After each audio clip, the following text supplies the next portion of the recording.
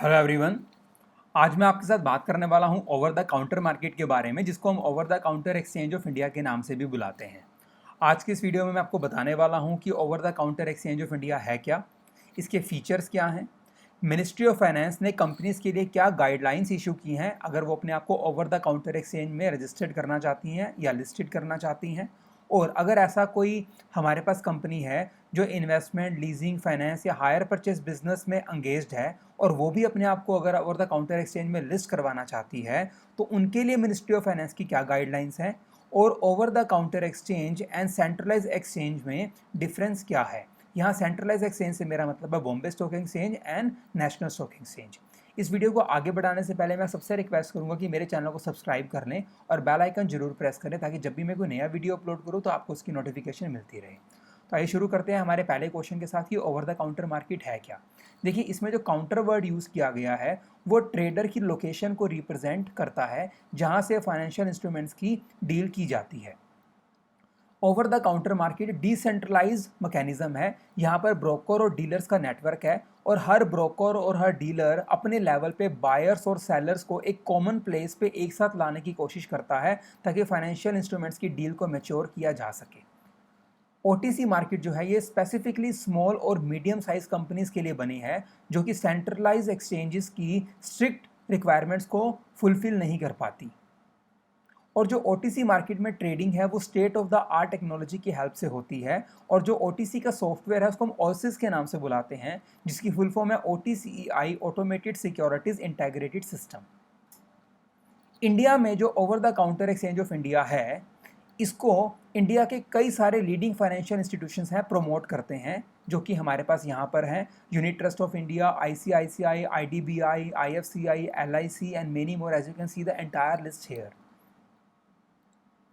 जब हम बात करते हैं ओटीसी के बारे में तो इसके फीचर्स को समझना बहुत ज़रूरी है हमारे लिए।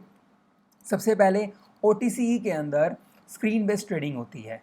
स्क्रीन बेस्ड का क्या मतलब है कि यहाँ पे जितनी भी ट्रांजैक्शंस होती हैं वो इलेक्ट्रॉनिकली होती हैं या डिजिटली होती हैं।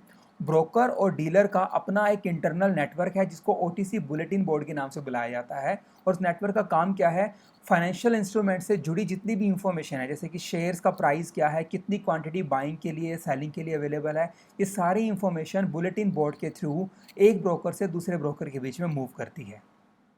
ओटीसी मार्केट के अंदर जितना भी ट्रेडिंग मैकेनिज्म है कंप्लीटली ट्रांसपेरेंट है, मतलब शेयर से रिलेटेड जो भी इंफॉर्मेशन है, वॉल्यूम, प्राइस, सारी की सारी पब्लिक डोमेन में हर वक्त अवेलेबल होती है। ओटीसी मार्केट में लिस्टिंग को लेके कुछ रिस्ट्रिक्शंस हैं। सबसे पहले समझते हैं लिस्टिंग का क्या मतलब है कि अगर कोई भी कंपनी अपने फाइनेंशियल इंस्ट्रूमेंट्स की ट्रेडिंग करवाना चाहती है, बाइंग या सेलिंग करवाना चाहती है, तो उस कंपनी को अपने आप को किसी एक्सचेंज में रजिस्टर्ड करना पड़ता है। तो अगर कोई भी कंपनी अपने आप को ओवर द काउंटर एक्सचेंज के अंदर रजिस्टर्ड करती है तो फिर वो सेंट्रलाइज एक्सचेंज के अंदर रजिस्टर्ड नहीं हो सकती। मतलब आप किसी एक जगह पे अपनी कंपनी को रजिस्टर्ड कर सकते हो, या तो ओवर द काउंटर मार्केट में या फिर सेंट्रलाइज एक्सचेंज के अंदर। अब सेंट्रलाइज में वो बीएसई भी हो सकती है और एनएसई भी हो सकती है। अगले फीचर की अगर बात करें तो ये स्मॉल साइज और मीडियम साइज कंपनीज के लिए बनी है।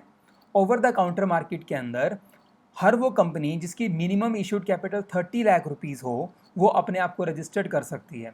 लेकिन अगर हम सेंट्रलाइज एक्सचेंजेस की बात करें तो बीएसई की गाइडलाइंस क्या हैं कि अगर कोई भी कंपनी अपने आप को बीएसई में रजिस्टर्ड करना चाहती है तो कम से कम उनकी जो पेड अप कैपिटल है वो 10 करोड़ होनी चाहिए इन केस ऑफ आईपीओ, और एफपीओ के केस में कम से कम 3 करोड़ होनी चाहिए। लेकिन ओवर द काउंटर में only 30 lakh paid up capital is required. तो यहाँ पर रिस्ट्रिक्शंस बहुत कम हैं, तो छोटी companies over the counter market को प्रेफर करती हैं। हमारे पास लास्ट फीचर है स्पॉन्सरशिप। देखिए, हमारे पास कुछ कैपिटल मार्केट एक्सपर्ट्स होते हैं जिनको हम स्पॉन्सर्स के नाम से बुलाते हैं, और स्पॉन्सर्स का काम होता है कंपनीज की हेल्प करना लिस्टिंग के अंदर, कि अगर कोई कंपनी अपने आप को ओवर द काउंटर मार्केट में रजिस्टर्ड करना चाहती है तो ये लोग असिस्ट करते हैं। वो असिस्टेंस कैसे देते हैं, स्पॉन्सर्स कंपनीज को बताते हैं कि कौन कौन सी इंपॉर्टेंट इंफॉर्मेशन है जो पब्लिक के अंदर अवेलेबल होनी चाहिए। वो कंपनी के शेयर्स के लिए डिमांड क्रिएट करने की कोशिश करते हैं, मतलब बायर्स को ढूंढते हैं। वो कंपनीज को ओवर द काउंटर मार्केट के बारे में बताते हैं कि उनके क्या रूल्स एंड रेगुलेशंस हैं, और वो कंपनी के बिहाफ के ऊपर जो लेटर ऑफ इंट्रोडक्शन है वो ओटीसी मार्केट में सबमिट भी करवाते हैं। अब मिनिस्ट्री ऑफ फाइनेंस का जो स्टॉक एक्सचेंज डिवीज़न है उन्होंने कंपनीज को लेके कुछ गाइडलाइंस इशू की हैं अगर वो अपने आप को ओवर द काउंटर मार्केट में लिस्टेड करवाना चाहती हैं, रजिस्टर्ड करवाना चाहती हैं, तो उनके लिए इन गाइडलाइंस को फॉलो करना बहुत ज़रूरी है। सबसे पहले मिनिमम कैपिटल रिक्वायरमेंट। तो पहली रिक्वायरमेंट क्या है, कोई भी कंपनी अगर अपने आप को ओवर द काउंटर मार्केट में लिस्ट करवाना चाहती है तो उनकी जो मिनिमम कैपिटल है वो 30 लाख होनी चाहिए, और 30 लाख में से कम 20 लाख रुपीज़ के जो शेयर्स हैं वो जनरल पब्लिक को ऑफर होने चाहिए। Complying listing requirements of other stock exchanges. अगर कोई कंपनी ऐसी है जो ओवर द काउंटर मार्केट में अपने आप को लिस्ट करवाना चाहती है और उसकी कैपिटल 3 करोड़ से ज़्यादा है, तो उस पर ओवर द काउंटर मार्केट के रूल्स अप्लाई नहीं होंगे। उस कंपनी को हर वो रूल फॉलो करना पड़ेगा जो कि सेंट्रलाइज एक्सचेंज की तरफ से दिया गया है।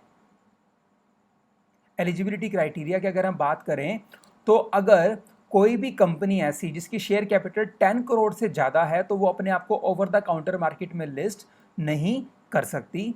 दूसरा, जैसा मैं थोड़ी देर पहले आपको बता ही रहा था कि आप किसी एक जगह पर ही अपने आप को रजिस्टर्ड कर सकते हो, या तो ओवर द काउंटर एक्सचेंज के अंदर या फिर सेंट्रलाइज एक्सचेंज के अंदर, तो कोई एक आपको चूज करना पड़ेगा। टैक्स लाइबिलिटी, अगर आप ओवर द काउंटर मार्केट में इन्वेस्टमेंट करते हैं, शेयर्स खरीदते हैं, और अगर आपको कोई इनकम जनरेट होती है तो उस इनकम पे टैक्स का हर वो रूल फॉलो होगा जो मिनिस्ट्री ऑफ फाइनेंस के डिपार्टमेंट ऑफ रेवेन्यू की तरफ से दिया जाएगा।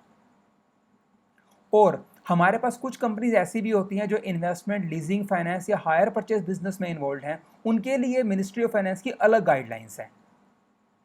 सबसे पहले वो कहता है रजिस्ट्रेशन विद आरबीआई। अगर ऐसी कोई भी कंपनी जो इन्वेस्टमेंट, लीजिंग या हायर परचेज बिजनेस में इन्वॉल्व है, उस कंपनी को non banking finance companies act के अंडर अपने आप को आरबीआई में रजिस्टर्ड करवाना जरूरी है। और अगर वो company over the counter market में अपने आप को रजिस्टर्ड करवाना चाहती है तो उससे कम से कम 2 साल पहले उस कंपनी को अपने आप को आरबीआई में एनबीएफसी के तौर पे रजिस्टर्ड करना होगा। मतलब कि अगर कोई कंपनी 2020 के अंदर आरबीआई में रजिस्टर्ड हुई है अंडर द एनबीएफसी एक्ट, तो वो अपने आप को ओवर द काउंटर मार्केट में 2022 के बाद ही लिस्ट करवा सकती है। कैपिटल रिक्वायरमेंट की अगर हम बात करें तो जो एनबीएफसी कंपनी है ओवर द काउंटर मार्केट में लिस्ट अगर करवाना चाहे अपने आप को, तो उनकी जो पेड अप कैपिटल है वो 1 करोड़ होनी चाहिए। हालांकि जो जनरल कंपनी है उनके लिए वो 30 लाख है, लेकिन इन कंपनीज के लिए 1 करोड़ है। स्पॉन्सर होल्डिंग, स्पॉन्सर्स के बारे में मैं बता रहा था आपको। स्पॉन्सर्स वो एक्सपर्ट्स होते हैं जो कंपनीज की हेल्प करते हैं लिस्टिंग के अंदर ओवर द काउंटर मार्केट में। तो अगर कोई भी स्पॉन्सर किसी कंपनी की हेल्प कर रहा है लिस्टिंग में, तो उस स्पॉन्सर को उस पर्टिकुलर कंपनी में 10% होल्डिंग लेनी पड़ेगी अगर वो एनबीएफसी है तो। और अगर वो एनबीएफसी नहीं है तो स्पॉन्सर को 5% स्टेक लेना पड़ेगा उस कंपनी का। कैपिटल स्ट्रक्चर, देखिए कैपिटल स्ट्रक्चर के अंदर हम डेट और इक्विटी की बात करते हैं। डेट का मतलब होता है जो फंड्स आपने लोगों से उधार पे लिए हैं, और इक्विटी का मतलब होता है जो आपके ओन फंड्स हैं। तो डेट और इक्विटी का जो रेशो है वो एनबीएफसी का क्या होगा, वो जो रिजर्व बैंक ऑफ इंडिया की डायरेक्शन है 1977 की, उसी को फॉलो करना पड़ेगा हर नॉन बैंकिंग फाइनेंस कॉरपोरेशन को। अब हम बात करते हैं क्रेडिट रेटिंग की। देखो क्रेडिट रेटिंग का मतलब क्या होता है, कंपनी की गुडविल, कि कंपनी की मार्केट में गुडविल कैसी है लोगों का लोन रीपे करते वक्त, मतलब उसकी क्रेडिट वर्दीनेस कितनी है। अगर कोई भी कंपनी मार्केट से पैसा बोरो कर रही है, मतलब डिवेंचर्स इशू कर रही है, तो उस कंपनी के लिए कंपलसरी है कि अपनी रेटिंग करवाए। हमारे पास बहुत सारी रेटिंग एजेंसीज अवेलेबल है, जैसे क्राइसिल है, इकरा है। हर कंपनी को अपनी रेटिंग करवानी होती है और पब्लिक को बताना पड़ता है कि उनकी रेटिंग कैसी है। जितनी अच्छी रेटिंग होगी, इन्वेस्टर्स का उतना ज़्यादा कॉन्फिडेंस होगा उस कंपनी में, और वो कंपनी भी अपने डिवेंचर्स को इजीली मार्केट में सेल कर पाएगी। अब हम बात करते हैं कि क्या डिफरेंसेस हैं ओवर द काउंटर और सेंट्रलाइज एक्सचेंज के बीच में। सबसे पहले अगर हम बात करें तो सेंट्रलाइजेशन है। देखिए जो सेंट्रलाइज एक्सचेंज है, मतलब एनएसई और बीएसई है, वहाँ पे जो मीडिएटर है वो क्या है, स्टॉक एक्सचेंज है। लेकिन जो ओवर द काउंटर मार्केट हमारे पास है ये डिसेंट्रलाइज मार्केट है, मतलब यहाँ पे कोई मीडिएटर नहीं होता, या ब्रोकर और डीलर्स का अपना ही एक नेटवर्क है जो अपने लेवल पे पूरे के पूरे एफर्ट्स करता है कि मैक्सिमम डील्स को वो मैच्योर कर पाएँ। फिर हम बात करते हैं स्टैंडर्डाइज ट्रांजैक्शन के बारे में। देखिए स्टैंडर्डाइज में क्या होता है, जो सेंट्रलाइज एक्सचेंज की अगर हम बात करें तो यहाँ पे सेबी है, securities and exchange board of India, ये गारंटर का रोल प्ले करता है। लेकिन ओवर द काउंटर मार्केट में किसी तरह की कोई गारंटी नहीं होती, बायर और सेलर के बीच में अपना एक कस्टमाइज एग्रीमेंट होता है। फिर हम बात करते हैं प्राइस मैन्युपुलेशन के बारे में।